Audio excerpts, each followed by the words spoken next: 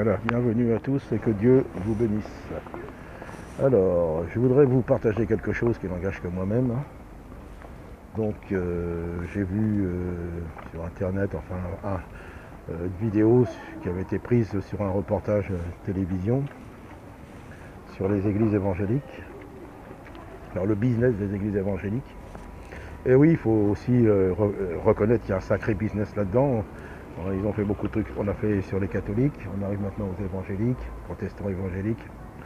Donc voilà, donc ils montrent, enfin il y avait plusieurs choses. Ils montraient, en particulier moi ce qui m'a le plus frappé, c'est qu'ils ont filmé un pasteur qui est en train de former d'autres pasteurs. Et carrément devant les caméras et tout, il leur enseignait de la manière de prospérer dans leur église, quoi. Il dit voilà, il y a un loyer, il y a des frais, il y a tout.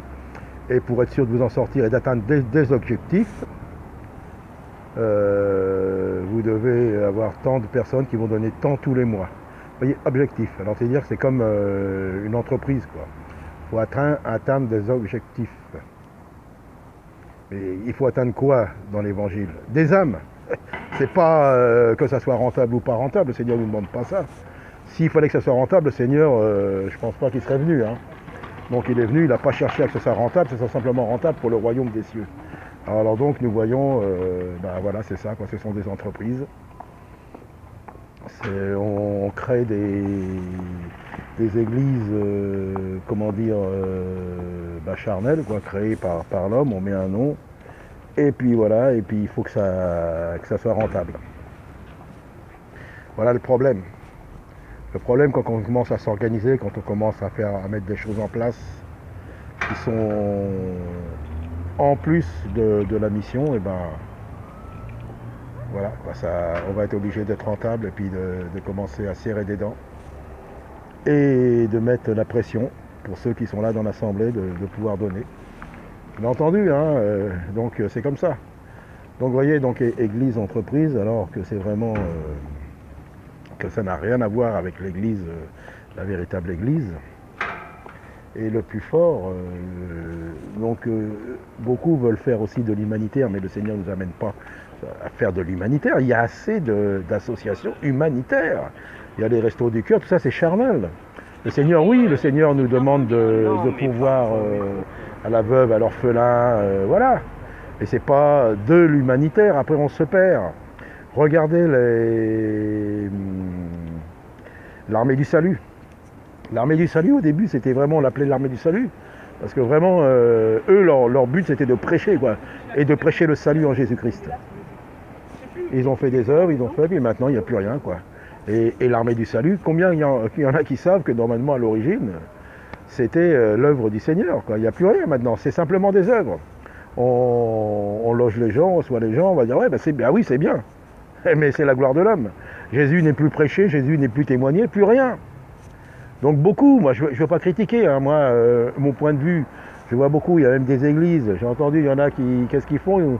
Ils ont réussi ils se mettent en association, ils arrivent à avoir une carte d'association, et ils arrivent et ils vont dans les supermarchés, les grandes surfaces comme Carrefour et tout, chercher ce que les grandes surfaces, à la place de le jeter, ils les donnent pour les œuvres.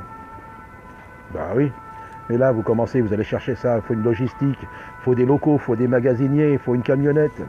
Après, il faut dispatcher tout ça. Après, vous voyez, et en plus, on va chercher ça à Carrefour ou autre, et on va le distribuer. Où est la foi là-dedans? C'est facile, on va me donner quelque chose, je vais aller le redonner aux autres, moi. Non, le Seigneur nous dit, ça doit venir de nous. Il nous donne ce qu'on doit partager. Donc c'est mon point de vue, je ne vais pas ni juger ni critiquer, mais pour moi, vous voyez, donc c'est pas ça. Puis après une logistique, et après quand ça commence comme ça, ça devient administratif. Et puis ça prend le dessus sur le spirituel, sur les âmes, sur la véritable église, sur l'évangélisation, sur la foi en Christ, quoi. Et ça devient des entreprises. Et beaucoup, j'en connais beaucoup d'œuvres que beaucoup de personnes ne savent pas qu'à l'origine, c'est ce qu'on appelle des œuvres chrétiennes. Ils ont tout perdu. Après, on fait appel à des inconvertis, puis voilà, puis ça coule. Puis Et puis voilà, bah, on donne, et puis les gens, Christ n'est pas prêché, quoi. Donc voilà, c'est ce que je voulais vous partager. Hein. C'est pas un jugement, c'est un constat, quoi. Et moi, je vois pas ça comme ça, quoi. Donc non, non, nous sommes là pour annoncer, pour prêcher le Seigneur et donner et partager, bah, bien sûr, de tout, spirituellement, matériellement, de témoigner bah, surtout du Seigneur. Donc voilà, c'est simplement ce que je voulais vous témoigner. Que vous soyez bénis, puis voilà. Voilà, que Dieu vous bénisse, mesdames, messieurs, dames, les enfants, soyez bénis, le Seigneur vous aime, madame. Croyez à Jésus. Ah, c'est marrant parce que dans certains quartiers, quand vous prêchez comme ça, on a l'impression qu'on est un extraterrestre, vous voyez. Il y a tellement peu qui prêchent le Seigneur simplement. Enfin, attention, hein, je dis pas, il n'y a que moi, mais là, dans ce quartier-là, vous voyez, on va dire, mais c'est un extraterrestre ou qui sort celui-là là, qu'est-ce qu'il nous raconte, lui? Qu'est-ce qu'il nous parle de qui? Bah, je vous parle de Jésus, monsieur, dame. Je vous parle du Seigneur. Et je veux vous bénir, et je peux vous bénir qu'en parlant du Seigneur et que lui puisse vous bénir, c'est ça l'évangile. Rien d'autre que l'évangile. Que Dieu vous bénisse, jeunes gens. Le Seigneur vous appelle et vous aime.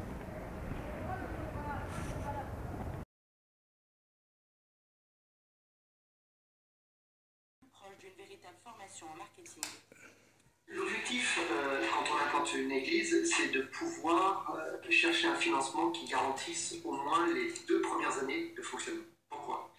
Parce que ça permet de pouvoir démarrer tranquillement. Ça permet aussi que les gens qui viennent pour la première fois dans une église évangélique ne se sentent pas taxés. Le pasteur Raphaël n'a aucun tabou. Il va délivrer ses petites astuces pour récolter des dons. Généralement, le don moyen, c'est 40 euros. Donc si on imagine 40 euros de participation mensuelle pour un donateur, on a 800 euros de budget mensuel, donc il faut trouver combien de donateurs potentiels. Attention, 800 divisé par 40, ça donne 20. Formidable. Il vous faut trouver donc 20 personnes qui, chaque mois, soutiennent le projet à hauteur de 40 euros pendant les 2 années pour que vous puissiez arriver à votre budget mensuel de 800 euros. Et pour trouver des donateurs, rien de mieux qu'une campagne de recherche de fonds sur Facebook. Ce qu'il faut savoir en termes de communication, ça c'est important, c'est que les personnes ont besoin de voir le même message au moins 3 fois. Pour que quelque part, ils le visualisent, ils l'intègrent et le comprennent. C'est pour ça que vous allez souvent voir sur les réseaux sociaux